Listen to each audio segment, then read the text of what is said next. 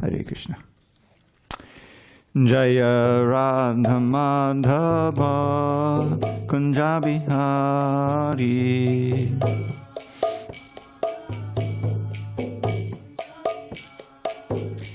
Jaya Radha Madhava Kunja Bihari.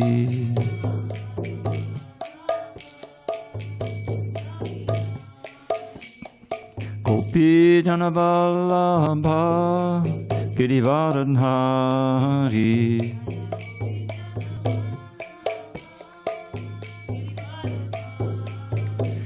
Gopi Jana Vallabha Girivardhari.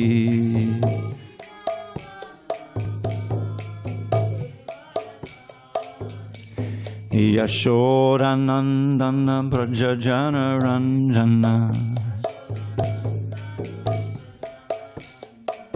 Yashodanandana Brajajana Ranjana. Yamuna Tira Vanachari. Yamuna Tira Vanachari.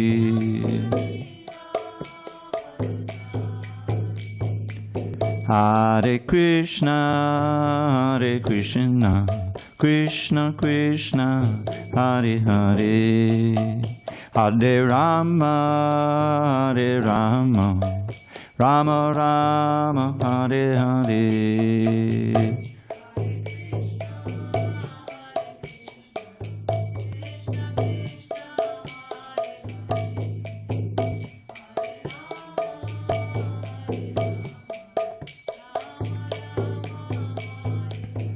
Hare Krishna, Hare Krishna, Krishna Krishna, Hare Hare, Hare Rama, Hare Rama, Rama Rama, Hare Hare. Krishna, Krishna Krishna.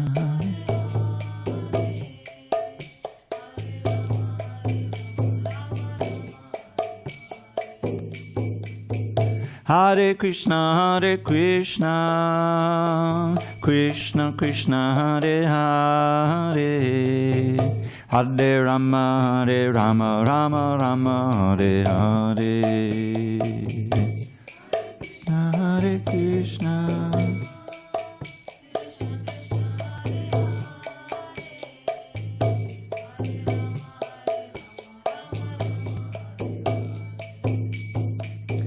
Jaya Radha Madhava Kunja Bihari.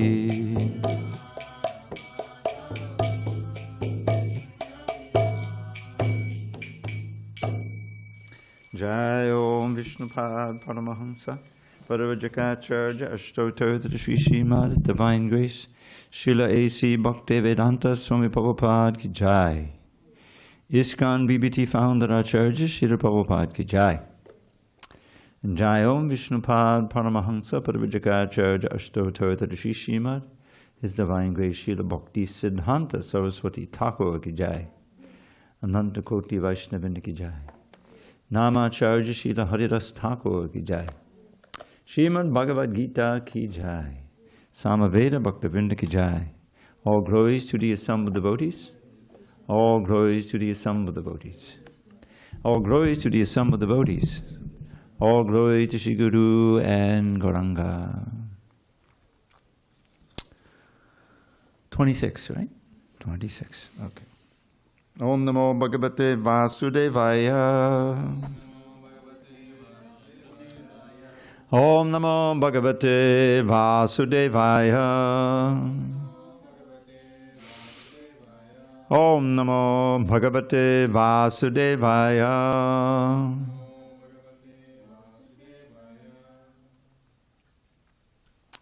On this 25th day of August, 2025 in San Diego, we're reading from Srimad Bhagavad Gita as it is, translation and commentary by His Divine Grace A.C. Bhaktivedanta Swami Prabhupada.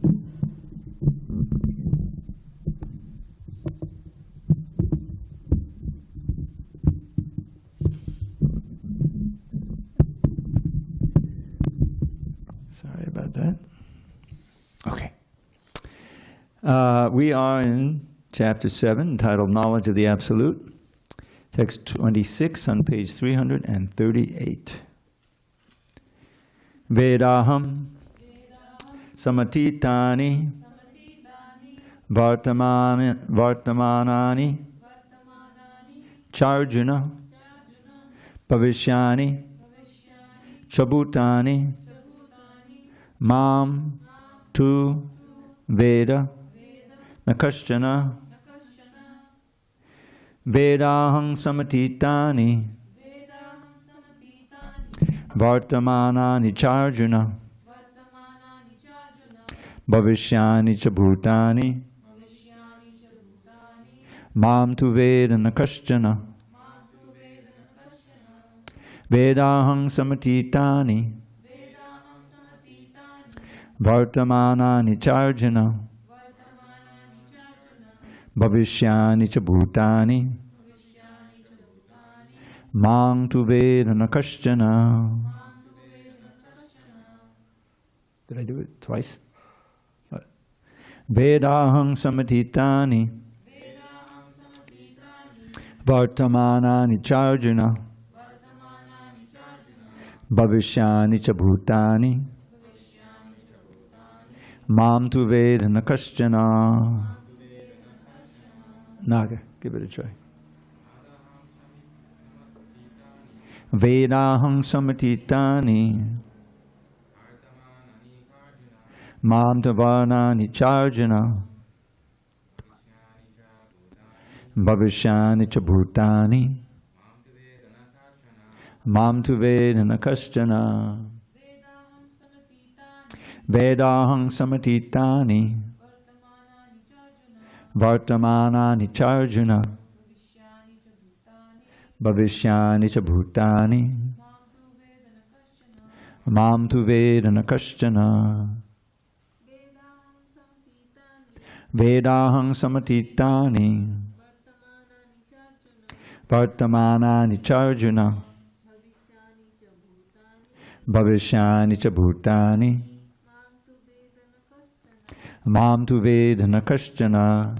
Bhakta Chad. Vedaham samatitani Vedaham samatitani vartamanani charjuna vartamanani charjuna bhavishyani cha bhutani bhavishyani cha bhutani mam tu veda nakashchana. mam tu veda nakashchana.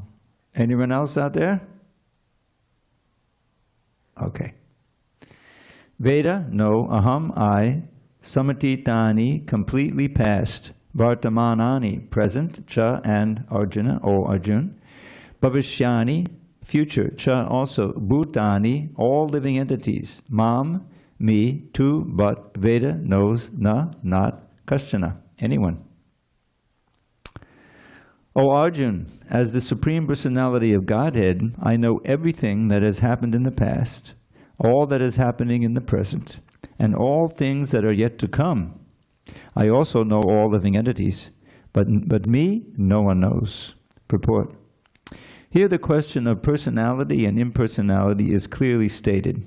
If Krishna, the form of the personality of God, Supreme Personality of Godhead, were Maya, material, as the impersonalists consider him to be, then, like the living entity, he would change his body and forget everything about his past life. Anyone with a material body cannot remember his past life, nor can he foretell his future life, nor can he predict the outcome of his present life. Therefore, he cannot know what is happening in past, present, and future. Unless one is liberated from material contamination, he cannot know past, present, and future. Unlike the ordinary human being, Lord Krishna clearly says that he completely knows what happened in the past, what is happening in the present, and what will happen in the future. In the 4th chapter, we have seen that Lord Krishna remembers instructing Vivasvan, the sun god, millions of years ago. Krishna knows every living entity because he is situated in every living being's heart as the Supersoul. But despite his presence in every living entity as the Supersoul and his presence as the Supreme Personality of Godhead, the less intelligent, even if able to realize the impersonal Brahman, cannot realize Sri Krishna as the Supreme Person. Certainly, the transcendental body of Sri Krishna is not perishable. He is just like the sun, and Maya is like a cloud.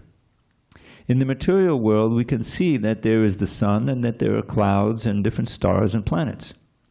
The clouds may cover all these in the sky temporarily, but this covering is only apparent to our limited vision. The sun, moon, and stars are not actually covered.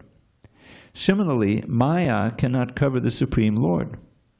By his internal potency, he is not manifest to the less intelligent class of men. As it is stated in the 3rd verse of this chapter, out of millions and millions of men, some try to become perfect in this human form of life. And out of thousands and thousands of such perfected men, hardly one can understand what Sri Krishna is, Lord Krishna is. Even if one is perfected by realization of impersonal Brahman or localized Paramatma, he cannot possibly understand the Supreme Personality of Godhead, Sri Krishna, without being in Krishna consciousness. Om Jnana Timirandasya Jnanandana Salakaya Chakshur Unmidatam Mena Tasmai Shri Gurave Namaha. I was born in the darkest of ignorance, but my spiritual master Srila Prabhupada opened my eyes with the torchlight of knowledge. I offer my humble obeisance unto him and to all members of Sri Parampara, the disciplic succession. So somehow, when I first read this verse, many, many years ago, this just boggled my mind. In all the qualities of Krishna, I mean, he's the creator of everything, he's the Lord of Brahma, he expands into millions. The fact that he knows everything that happened in the past, that he knows everything that's happening now, and everything that will happen in the future is just beyond me. Now, of course, that is one of the qualities that even in the Western theology you find attributed to God.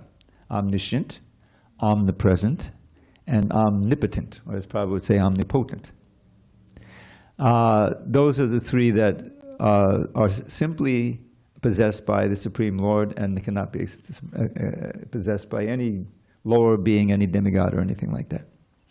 But this one is everything that happened in the past, but no one knows. So, now in the previous verse, Krishna said, Naham prakasha sarvasya yogamaya samavata, that I am never manifest to the foolish and unintelligent, for them I have covered by my internal potency, and therefore they do not know that I am unborn and inexhaustible. So this is, Krishna reserves the right of not being visible to everyone. And also, even if one can see him, like there were so many contemporaries when he was out on the planet, but they didn't understand who he really was. And even if they understand something, they could not understand everything. So this is the inscrutability, if you will, of Krishna. And what's most amazing, perhaps, in our philosophy, and when you read, the Bhagavad Gita and the rest of the literature, is that despite all of this inconceivably powerful and magnificent, these qualities, completely knowing everything past, present, and future, the creator of everything that exists, the presence in the super soul, everything, all the qualities of Krishna we have. Aishwarasya samagrasya. And yet, he has concern for every one of his offspring. That's the really, what should I say, most endearing thing. I mean, there are so many great personalities, they don't even care who you are, they don't care. But that's part of Krishna's greatness. He knows exactly where we're at. He's conscious of our qualities. And as he is our ever well-wishing friend. Suridam Sarvabhutanam. Why? Because we're all his children. It's as simple as that.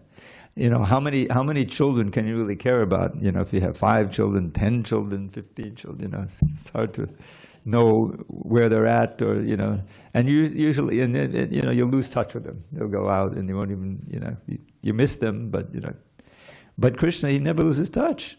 He's always there in the heart, knowing exactly where you're at, and working to try to somehow get us back into the right channel to come back home to him.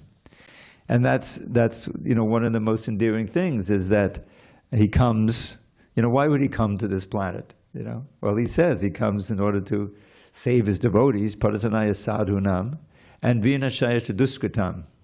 And simultaneously, to eradicate the overburdened Earth planet. They were overburdened not because they had too many people, but because too many demons. There's too many destructive forces. So that's his main mission here on the battlefield of Kurukshetra, to lessen the burden of the earth. So this is just another. Krishna knows. And we may not understand, we probably don't understand his plan for how he's going to save us and why we have to do this and why we have to do that. But we have to have faith that through his dear devotees and through his speaking the Bhagavad Gita, he's illuminating us. He's giving us a chance to actually turn toward him and to do what is necessary to go back home, back to Godhead. Now, I always, in my own situation, I think, well, okay, maybe I won't make it back this lifetime, but it's very encouraging. That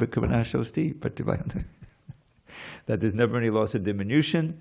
And as Krishna says in the 6th chapter, you'll take birth in a family that will help you continue your bhakti. So one of the things, when you first come to Krishna consciousness, you start reading the Bhagavad Gita, you have to take a long view of your lifetime. We lived before in many, many lifetimes. And thank God we forgot most of them, or all of them. I mean, whatever was going on there, there may have been some Krishna consciousness there, because that's how we were interested in it this life. But there's so much, fear and anxiety and hopelessness, and then when death comes, what did I do? I wasted another life, and all that. And so, thankfully, we forget all that, and we get another chance to approach Krishna. And because of his mercy and the great compassion of his representatives, like Srila Prabhupada, Bhaktisiddhanta, Bhaktivinoda Thakur, the whole line, and many others, we are sitting here reading in our native language. This is the big thing that Prabhupada. Bhaktisiddhanta saw that, good at English, and he saw that English is a worldwide language, And so he said, write in English and preach in English. He saw that. Because if he hadn't done that, it'd be like all the others, they'd be in Bengali and Hindi, You can understand it, but I could. So the fact that it's in English and now translated into, I don't know how many languages, 80 or 90 languages of the world. And we hear these wonderful Sankirtan stories, how people are, even at this day, becoming attracted anew to Krishna consciousness through the representatives and these festivals. And next Saturday, Sunday, not only will it be Radhashtami, but there's a kirtan on the beach. Now I'm going to start, but I'm going to drop out because I'm going to supposed to speak, So I'll not become too exhausted and lose my voice. I don't want to do that. But I will at least march down to the beach. Okay, so any comments or questions on this verse? He knows everything. And as again, Suridam Sarvabhutanam, and he's our best friend. So he knows what's best for us. Now sometimes it may be seemingly painful, but tattenu kampam susamikshimana. We have to read the Srimad Bhagavatam and that verse, famous verse, I think it's part of the verses of Brahma speaks, that whatever happens, there can be very painful things happen, or very auspicious things happen, pleasurable. We have to see it as it's coming from Krishna, that we were scheduled to have some horrible thing happen, and it just happened. It was fairly bad, and it's a little depressing, but it could have been much worse. And Krishna's teaching us to get out of here, don't prolong the agony. And in that way, see the key, and if you know this verse, the end is it's a diabak, one who has this mood. Tattenu kampam susamikshimano bunjada evad nukutam vipakam. So he sees it as his mercy. You see the negative things that happen as his mercy. Prabhupada did, when he lost all his money and everything, and he read the verse, that for those who I really show my mercy, I take everything away. Now, But we have to meet that with the same attitude, that Krishna is teaching me to just rely on him, and so I should take shelter of the holy name in the process of devotional service. It's a challenge because we're so conditioned over this lifetime and many others, but that's what it takes, to make progress, to increase our faith. And we see, when you really look, you look dispassionately, if you will, at this, what is really valuable? We may have a little bank account, we may not, this and that, possess something, But the most valuable thing is the holy name, is the process of devotional service, is Sangha of devotees. That's really the greatest treasure. I like to chant this verse, you may not know it. It's about the holy name. And Sanatana Goswami, in the introductory verses, Mangalacharan, of his Brihad Bhagavatamrita. And this is Jayati Jayati Namananda Rupam Marare Vidamita Nija Dharma Dhyana Pujadi Yatnam Katamapi Sakadata Muktidam Pranyanamya Padamam Amritam Ekam Jivanam Bhushanam Me. Some of the words. So actually there's a little problem in the translation of this. I'll explain it when we get to it. So Jayati Jayati Namananda Rupam, all glories to the holy name, which is the very form of bliss. Namananda Rupam Murari, the name of Murari is the name for Krishna. Vidamita. Now Vidamita is causal. It means that it causes you to do what he says here. Vidamita Nija Dharma Dhyana Pujadi Yatnam. To give up all of the great efforts, yatnam, of following your nija dharma, your specific dharma within the varnashram system, dhyana, meditation, puja of the demigods, all of this, it causes you to just give that up. No need. You're really chanting the holy name. And if someone somehow or other chants the name, katamapi sakrat atam, and it's implied, purely, muktidam, it gives him mukti. Praninam, for any living entity. Then the last line, Padamam Amritam Ekam, it is my supreme and soul nectar. Padamam Amritam Ekam, Jivanam, my very life, Bhushanam, and my only ornament. He's sitting there in his kopans, whatever, minimum, just chanting Hare Krishna. So it's the writings of the Goswamis, the Jiva Goswami, Rupa Goswami, I won't go into it now, but the whole Ashtaka about the glories of the holy name. These expressions, you're getting a glimpse into the internal consciousness of these great souls, and they're giving us beautiful ways in which to meditate and glorify the Lord and glorify His holy name. You should take advantage of it. Okay, so the next verse probably would quote all the time. This verse he would just, before we chant it, Prabhupada would say, this is a proof that we fell from the spiritual world. This is how we came here. Ichadvesha samuttena dvandvamohena bharata sarvabhutani sammoham sarge yanti parantapa. Now that sarge can be the creation. You see, yanti means to go, or you say go.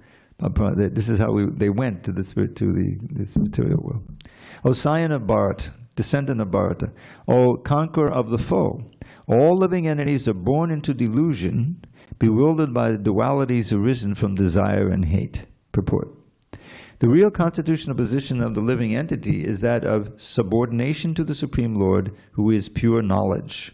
When one is deluded into separation from the pure knowledge, he becomes controlled by the illusory energy and cannot understand the Supreme Personality of Godhead. The illusory energy is manifested in the duality of desire and hate. Desire and aversion, say. Due to desire and hate, the ignorant person wants to become one with the Supreme Lord and envies Krishna as the Supreme Personality of Godhead. Pure devotees who are not deluded or contaminated by desire and hate can understand that Lord Sri Krishna appears by his internal potencies, but those who are deluded by duality and nescience think that the Supreme Personality of Godhead is created by material energies. This is their misfortune. Such deluded persons symptomatically dwell in dualities of dishonor and honor, misery and happiness, woman and man, good and bad, pleasure and pain, etc. thinking, this is my wife, this is my house, I am the master of this house, I am the husband of this wife. These are the dualities of delusion. Those who are so deluded by dualities are completely foolish and therefore cannot understand the Supreme Personality of Godhead. So one thing about this dualities of delusion, dvandva moha, dvandva mohena, it says in the verse, right? And the illusion of duality. You see that? It's really the delusion of duality. In other words, we say, this is good, this is bad, this is good, but it's all just material energy. When you get into those things, that bewilderment, then that keeps you bound in the material world. So that's the duality, the delusion, the dualities of delusion, or the delusion of dualities. So that's, and this segues nicely into this verse that you probably heard me chant 100 times, or as many times as you come to the class.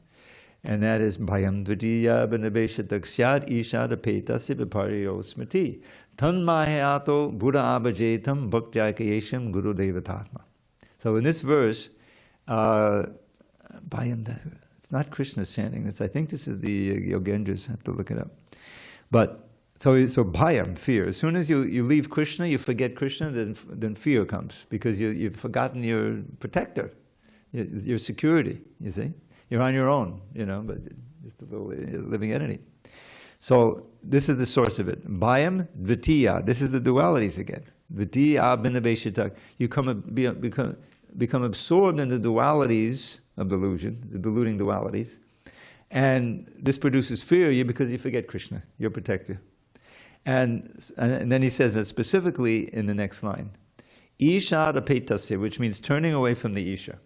You're turning away from Krishna and you're enthralled by the dualities of the material world. And that's the beginning of your fall. So, Bhayam dvitiya binabeshatak syad. Syad means brings into being. This absorption in dualities and turning away from Isha brings into being fear. Ishat apetasya viparyo asmriti. So two words, very important. Viparya means reversed. Instead of being a servant of Krishna, you become Krishna's competitor. And you forget about him. And asmriti, you forget, because you forget asmriti. Now how does this all come about? Tanmahayato, by the force of Krishna's Maya potency. As soon as you want to forget Krishna, okay, there's Maya to come to me. You see?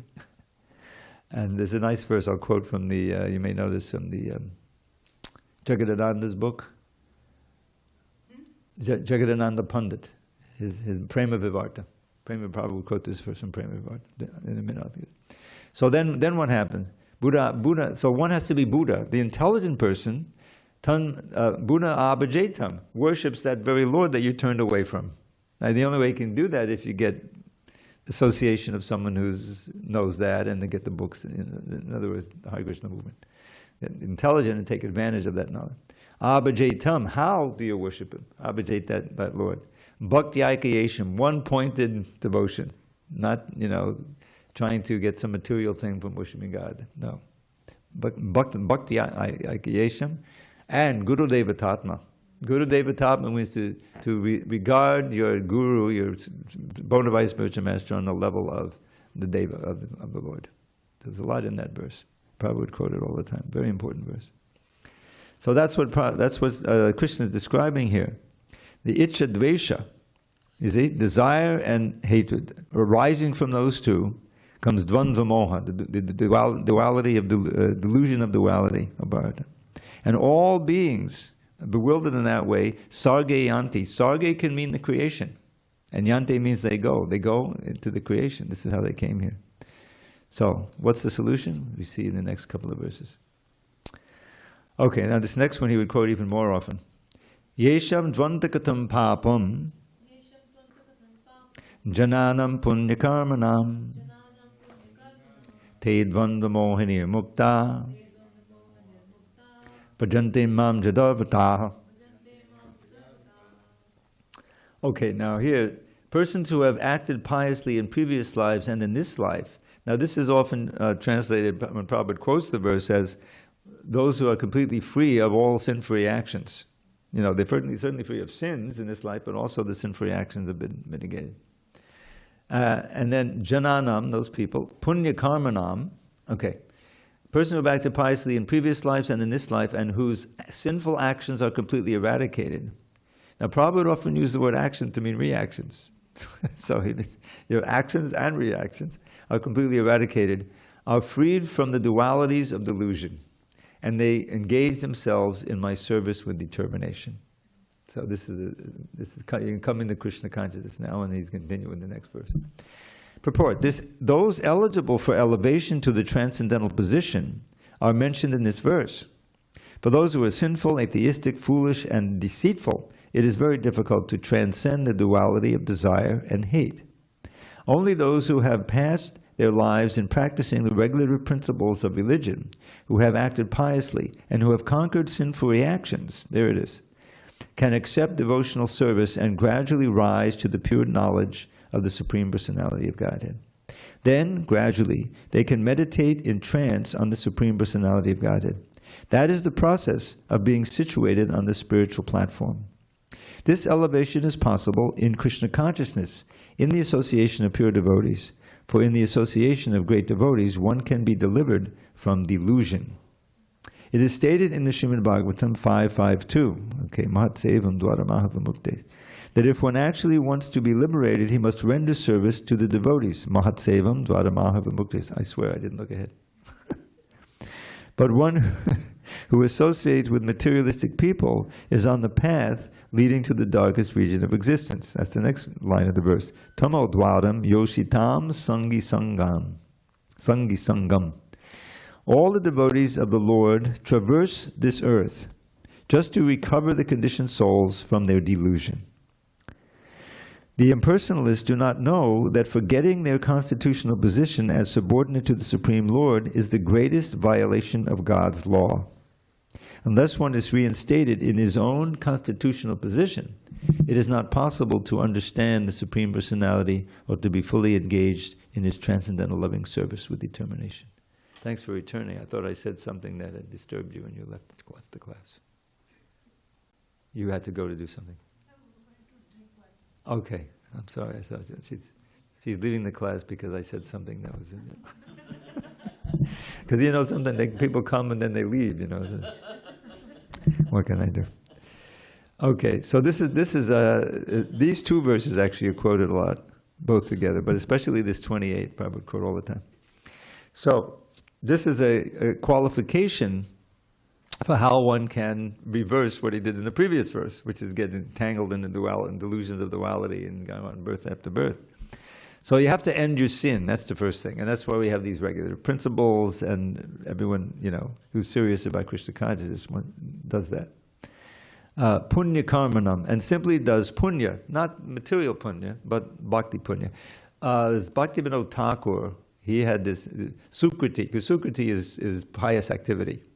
But there's bhakti unmukhi sukriti, pious activity within the realm of devotional service. Devotional service is pious activity, but it's not with material motivated piety to go to the heavenly planets. It's to advance in devotional service.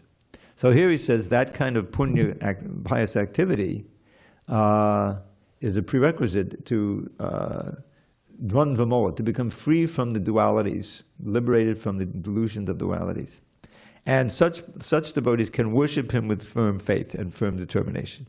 Bhajante mam juda vrataha. So this is, you can see that is kind of resonant with the Upadeshamrita. The Upadeshamrita, which 11 essential verses, he gives you, the 6 things that will destroy your devotional service: satyahara, priyasascha, prajalbo, niyamagraha. What is it? Yes, thank you. Janasangascha laulyam cha shadbi bhakti pranashyati. Not just nashyati, pranashyati. You see, these pras are very important. That's why I corrected the pronunciation. Some devotees, they learn the songs a little wrong and they just stick with it. Yani kani cha papani, brahma chadikani cha, tani productiondi. But instead of pranashyandi, right? Pra is an intensifier, completely destroys, But I heard this pranashyandi. Okay, I told the devotee, I won't tell you who it was. So that's the idea. You're getting free from your sinful burden, and then all the process of devotional service, beginning with chanting Hare Krishna, are that much more effective for you because you don't have a barrier, of this attraction to the duality and all these different things, So in this purport, okay, we didn't do Jara Madana Moksha yet. 28, yeah, I'm just looking for the passage that I was going to. Oh, here, it's the top, it's the end of the purport of the previous verse. This is my wife, this is my house. I am the master of this house, I am the husband of this wife. It reminds me of this verse that was taught to me by Mahavishnu Maharaj, the elder, who founded the Dwarka temple. You may know of it. He spent a lot of time here. You remember him. And he was into shlokas like anything. I'd like to tell this story. We were in Vrindavan. This was before he was a sannyasi. He didn't take sannyas till later, but And we were standing in line in Vrindavan for prasadam, And as I was wont to do in those days, and sometimes these days, I said, "Would you like to hear a nice shloka?" So I said, "Yeah." And he pulls out a pad, No one ever did that before. So I gave him one. I forget which one it was. It was, I think, from the Karnamrita. And then he shared one with me, which I later got the text for. And then I put it into a poem. So let's see if I can remember the Sanskrit. Because it's exactly like that. This is my wife, this is my house. So Deheshti mangsuduride bimatam chajasra jaya sutari chasatam mamatam vimuncha pushyanisham jagaditam chanabhangatishtam vairagya raga rasiko bhavabhakti nishtam. And before I give you the poem, I always like to say, I didn't do the last line justice in the poem. Have you heard this one before? No, I was asking her to record it. Oh, to record the verse. All right. I mean, it is being recorded, but do you want to record it? Okay, yeah, and it does have a poem, so this can be part of our poem. Okay, and I must say, I'm not. Oh yes, it comes from the Padma Purana. This is what you say when you don't know where a verse comes from. It's from the Padma Purana. No one can.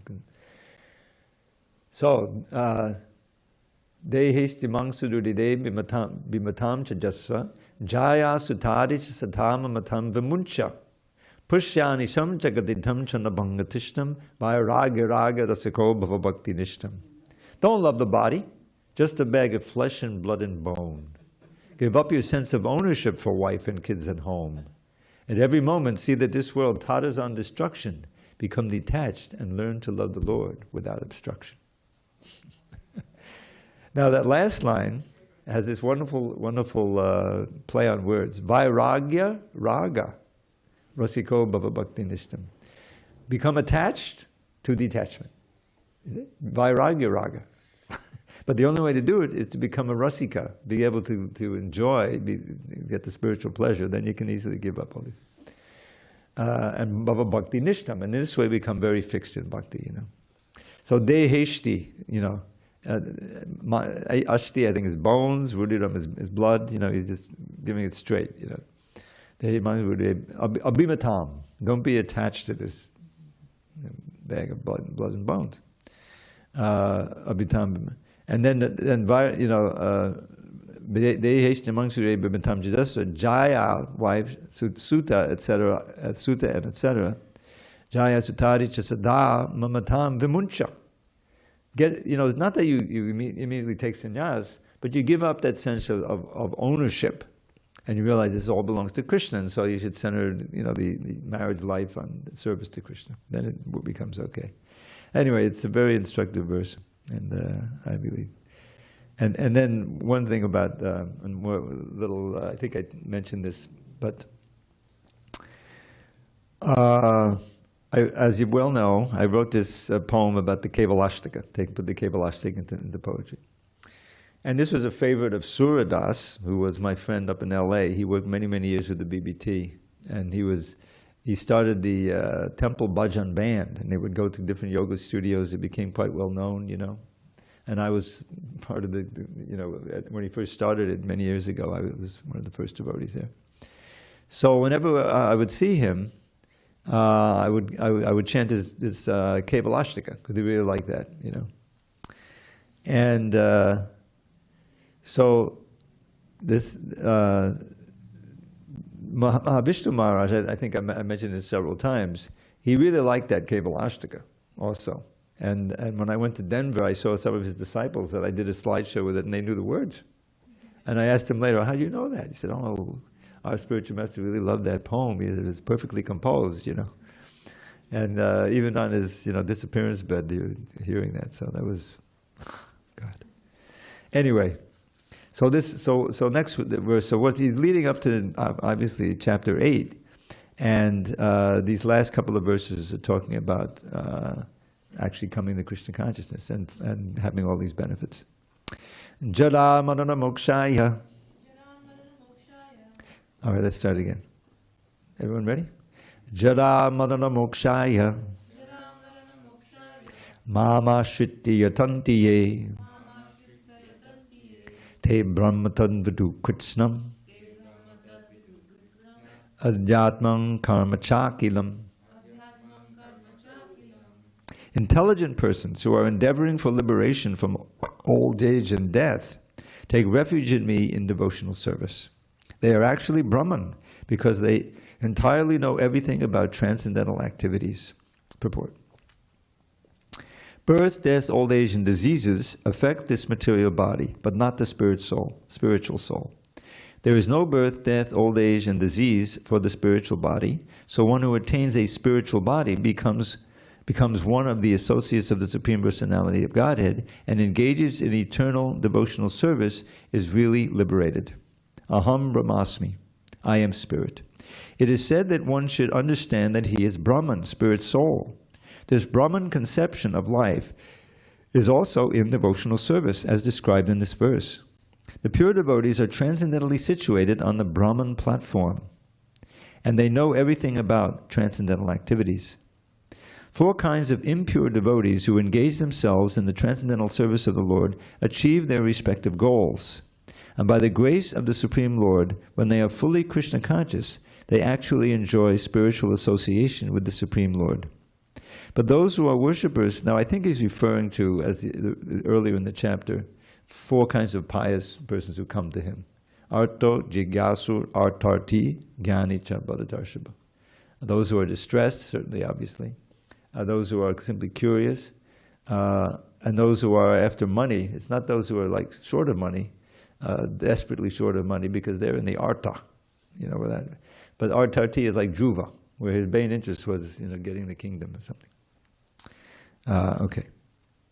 So, 4 kinds of impure devotees. They're not pure, but they attach themselves, and by the grace of the Lord, when they are fully Krishna conscious, they actually enjoy spiritual association with the Lord.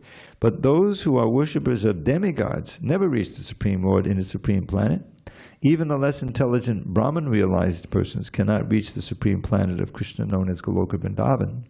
Only persons who perform activities in Krishna consciousness, Mam Ashritya, that's from the verse, are actually entitled to be called Brahman, because they are actually endeavoring to reach the Krishna planet.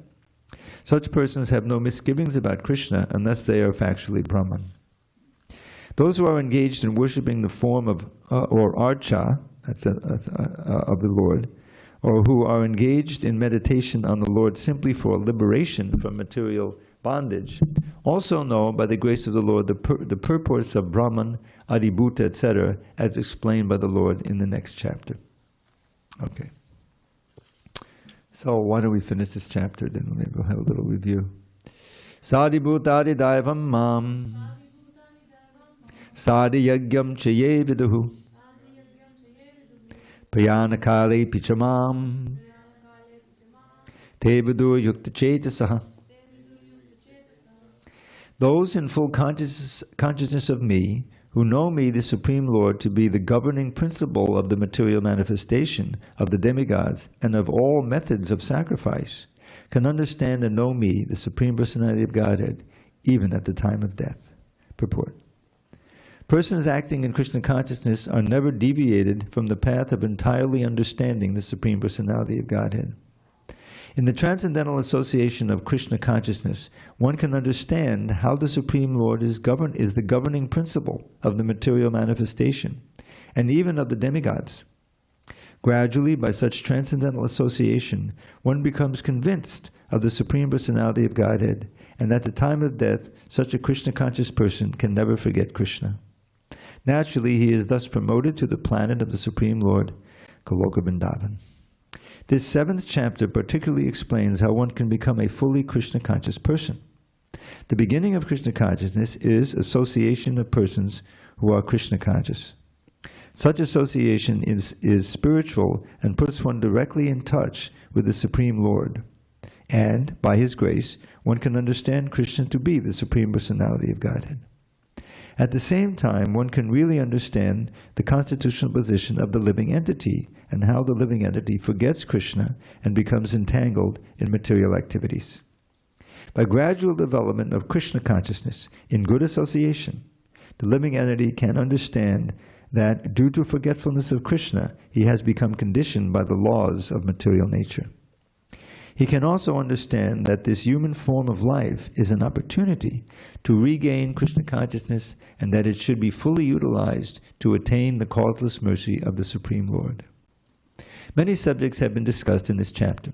The man in distress, the inquisitive man, the man in want of material necessities, knowledge of Brahman, knowledge of Paramatma, liberation from birth, death, and diseases, and worship of the Supreme Lord. However, he who is actually elevated in Krishna consciousness does not care for the different processes. He simply directly engages himself in activities of Krishna consciousness and thereby factually attains his constitutional position as an eternal servitor of Lord Krishna. In such a situation, he takes pleasure in hearing and glorifying the Supreme Lord in pure devotional service. He is convinced that by his doing so, all his objectives will be fulfilled. This determined faith is called Dridha Vrata, and it is the beginning of Bhakti Yoga, or transcendental loving service. That is the verdict of all scriptures. This 7th chapter of the Bhagavad Gita is the substance of that conviction. Thus end the Bhaktivedanta purports to the 7th chapter of the Srimad Bhagavad Gita in the matter of knowledge of the Absolute. So this will, if you read the beginning of the next chapter, Arjuna will ask about the verses in the last few verses of this chapter. What is Adhyatman? What is Adibhuta, Adidaivam? All these different things, Adiyagya. And Krishna will answer. So, actually I did this morning, but if you weren't listening, I'll do it again. Since it is coming up on Radhashtami, I thought I would share some of these verses that I'm going to share on Radhashtami, which is the Sari song in the Govinda Lilamrita, which I put into a poem. And maybe this is before your time, but some years ago, Bhakti True Swami popularized the Sanskrit. Kunkamakta kanchanam jagavahari gorabha. And I'm sad that I never got to, share my poetry version with him. And that was when I came across it in the Govinda Lilamrita. I said, okay, this is one of the ones I want. So I'll share some of. I don't know if I'll go through the whole thing, but I don't have time. But some of the first ones. So I'll give one Sanskrit word, then just all English.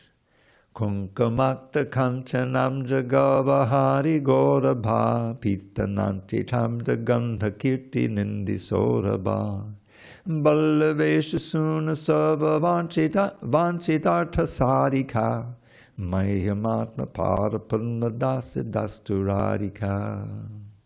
Her gold complexion steals the pride of gold and lotus tinged with red. Her fragrance mocks the scent of lotus bloom with saffron powder spread. Her skill in satisfying Shri Hari is perfect and complete. May Radhika bestow on me the service of her lotus feet. You know that one? Next one, I forget the Sanskrit, but I remember the English. Her wondrous silken garment shame the splendor rubies can display. She is a blooming garden where the bee of Krishna loves to play. She worships Surya every day so she and Madhava can meet.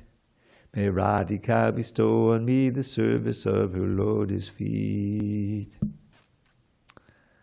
Eclipsed by Radha's tenderness, the fame of budding blossoms dims. The moon a lotus sandal paste and camphor serve her cooling limbs. When Krishna burns with love desires, her soothing touch dispels the heat. May Radhika bestow on me the service of her lotus feet. Though youthful goddesses adored by all adore the goddess Shri. She lacks Shri Radha's beauty, youth, and every other quality. So when it comes to lover's sports, with Radha no one can compete. May Radhika bestow on me the service of her lotus feet. Within the rasa dancer, singing and her joking are the best. She shines with countless traits divine, like love and gorgeous form and dress. Among the famous gopis of Vrindavan, she's supremely sweet. May Radhika bestow on me the service of her lotus feet. You can come in. Okay. A few minutes, we'll open the curtains. We're just preparing for Varashtami on Sunday. Eternal pastime, beauty, youth, and love for Krishna make her rich. The loving gopis tremble just to see her love at highest pitch. Her meditation on Sri Krishna's form and pastimes is complete. May Radhika bestow on me the service of her lotus feet. Perspiring, trembling hairs, and then crying, faltering of the voice. Impatience, joy, and guile, these signs of rapture make her friends rejoice. For Krishna's eyes, these many gem-like ecstasies provide a treat.